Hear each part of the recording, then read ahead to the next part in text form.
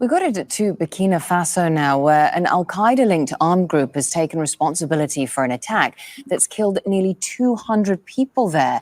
Now, this happened in the town of Barsalogho on Saturday as soldiers and civilians dug trenches designed to protect security outposts.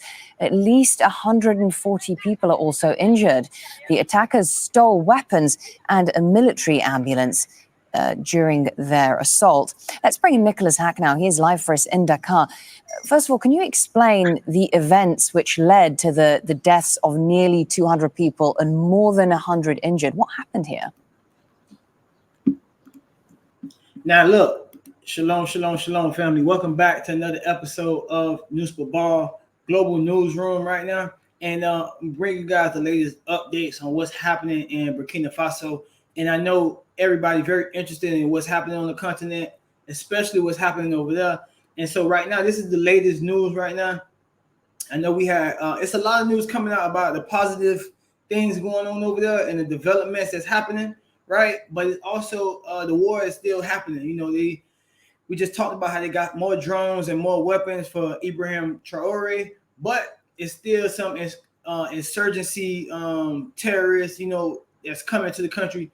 Apparently it's killing some people in the country. So what we're gonna do is take a look at this report, see what the news is saying, and then I'm gonna come back and give you guys my take on it and tell you why this is important. So let's listen to what they're talking about. I'm gonna let y'all get updated, and then we're gonna talk about what this means for that region.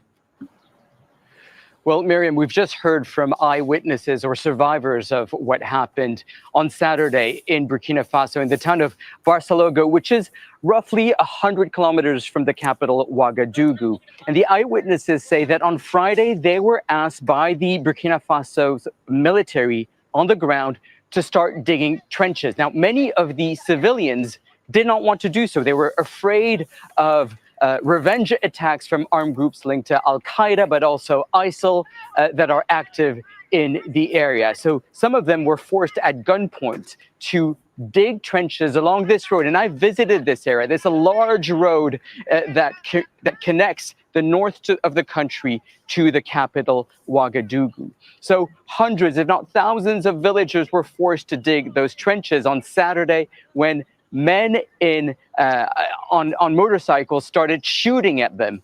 And from the video published by the al-Qaeda affiliate, Jama'at Nusrat wal-Muslimin, there were bodies scattered in those trenches as if they had just dug their own mass graves. Hundreds of bodies of women, children, and men with sandals scattered around the places as they were trying to run away from the attack.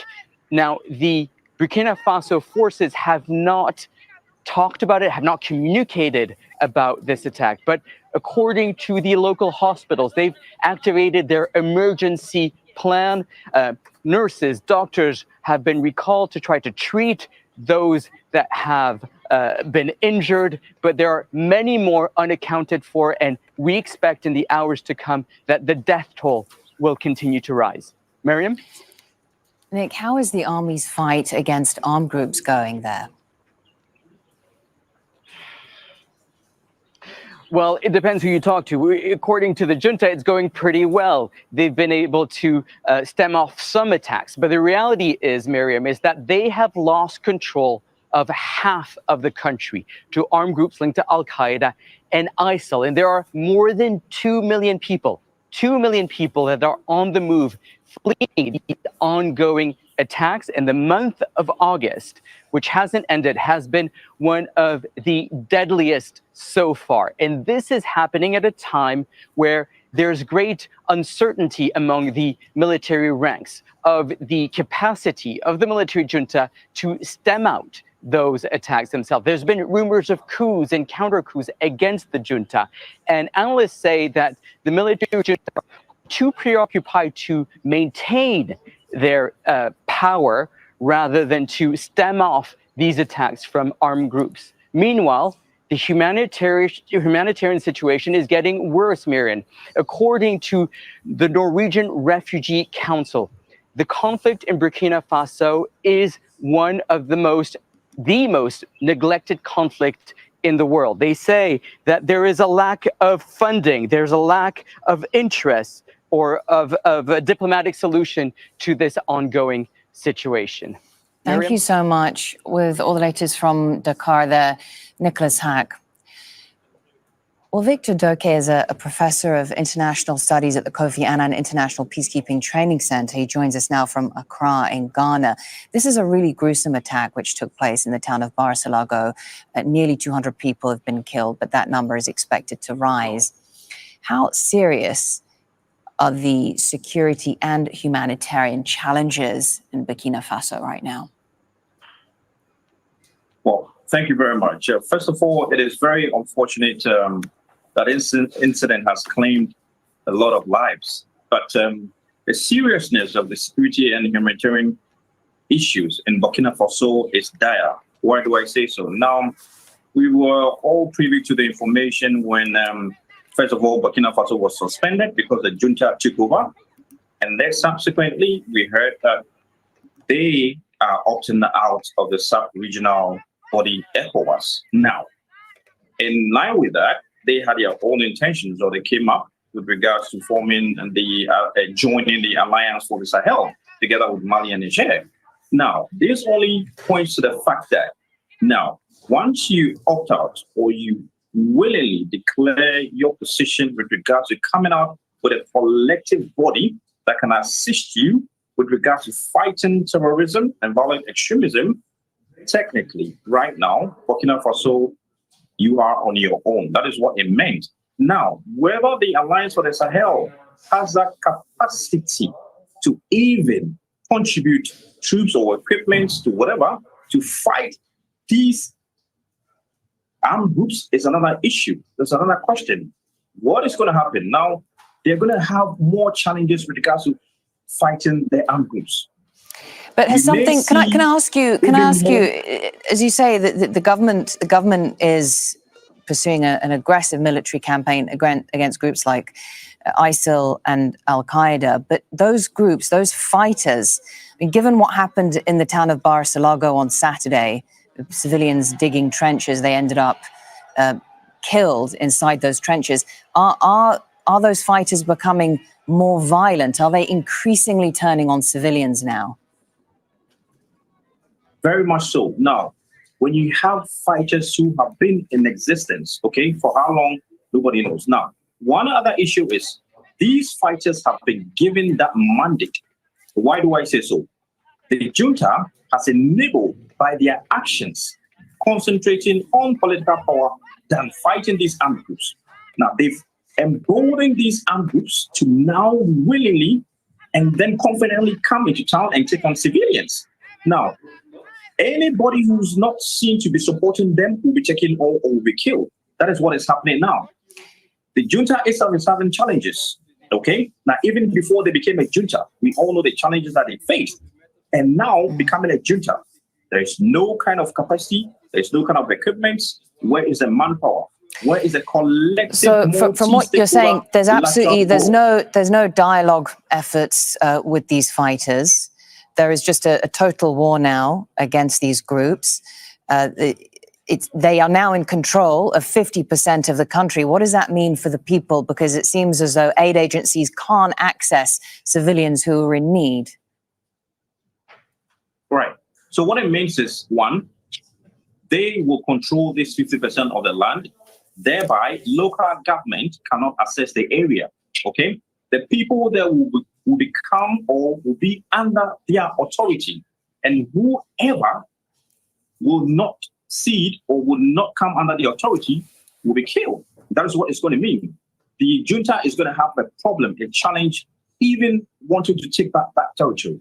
So what currently is going on is these armed groups are in total control of that part of the country, which is not good for the entire junta themselves. Because once they control that land, they may want to control even more and advance by attacking, by using violent means to achieve that goal.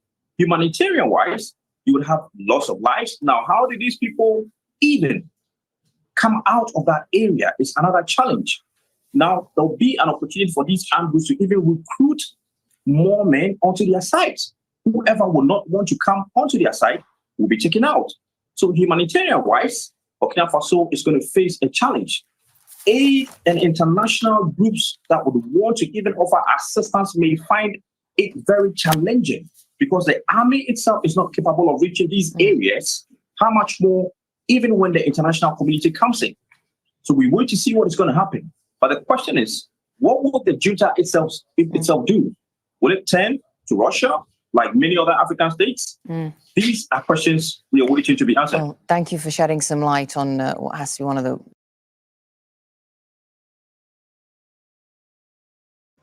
Yeah, so we see that situation that's happening right there. That's a very unfortunate situation. What they're reporting that happened with basically, again, the terrorists, the insurgency, these militant groups, you know, and they come from the fringes. They come from the borders, infiltrate from the other countries, the northern countries, or even the countries on the neighboring countries, the side border, east and west of them. You know, who knows how they get in there, but the point is, what are my thoughts? You know, the thing we have to understand is these people took over the government from a corrupt government that was already there, right? That was being ruled by colonial powers, i.e. the French, right? And European countries. So now they took over in a military fashion, right? We see they having developments. They trying to stop gold exports, right? They trying to develop their own central bank system. They're doing a lot of things, right? A lot of good things for the people and for the economy.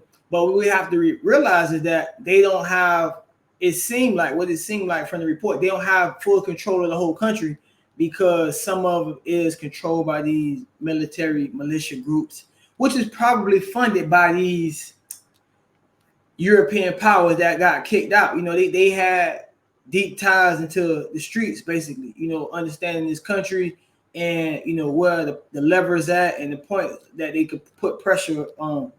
So we see it's still the fight continues. The war is continuing, but I think it's a wise strategy that the government and the military of Burkina Faso has as far as, you know, controlling what they can control and try to get everything under control in the capital city and get everything under wraps in the part that they do have control over, they have authority over right now. And then from that point, once they get strengthened themselves, they can move into them territories that's kind of being infiltrated. So the point is, it's a sticky situation. You know, everything is not all paved in stone for this young nation yet. You know, this newly free nation. You know what I'm saying? Where they just recently changed their government over. So these things in development we have to pay attention to. We have to also take note of, again, what's happening in the general area. Because we like, for me, for example, I'm in East Africa. But what we notice over there in West Africa, it's a lot of this destabilization attempts happening. And so, again, you know, when we choosing our countries, when we making decisions and plans on where we want to go, who we want to connect with, whatever future plans we may have, all these things are very important to take into context, right?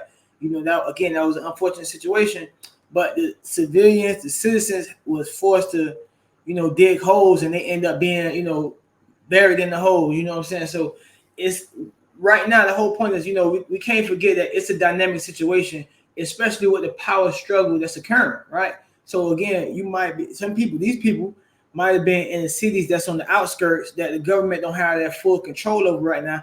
So they still susceptible to the villains, right? And they really not being protected by their own military just yet because they still trying to work things out amongst themselves. So that's the situation right now in Burkina Faso. Again, we continue to keep an eye on it. We continue to do our best to bring y'all the newest updates, you know what I'm saying, any breaking news, current events that's happening on the continent. These things very important. Because like the lady said in the video, this is one of the more underreported situations that's happening as far as international crises or just very urgent, very again, humanitarian related situations with some of the unnecessary deaths that's happening over there. But obviously we know we have to just take everything with a grain of salt. We're not there. We know it's a power struggle that's occurring with, again, the government that's in charge trying to assert themselves and really gain full control of the whole territory. So it's a dynamic situation. I wanted to bring you guys the news again. I'm Daliahu Yasharal. This Nus Babal reporting live from East Africa. And if you made this far in the video, make sure you like, subscribe, so you can stay updated with more news from Africa. And again, we here not just to bring doom and gloom, but to provide solutions. We offer consultations, tours, whatever you guys may need to facilitate your repatriation on the continent. You know, whatever that may be, land buying assistance. We take you on investment tours, whatever that may be. And luckily for us, we're in a more peaceful region of the continent, and that's definitely something I want to point out, because being here in East Africa is a lot more peace. Again, that's a big principle in Swahili culture. Like the people speak here in Tanzania and Kenya, really preaching salama, you know, peace, and it's a lot more continuity over here. This is actually one of the largest section of Africa, this East African region, one of the fastest growing sections. So definitely one that I favor a lot more. Again, Tanzania, we got access to the island, Zanzibar, mainland, full of benefits and resources. So we here to help provide solutions, but we keeping an eye on what's going on in West Africa, and we definitely keeping these individuals and governments and leaders in our prayers as well. So it's your brother, Daliahu Yasharal. See you guys in the next video, man. Shalom, shalom. And remember, flee Babylon, family. Flee Babylon, flee confusion. Shalom.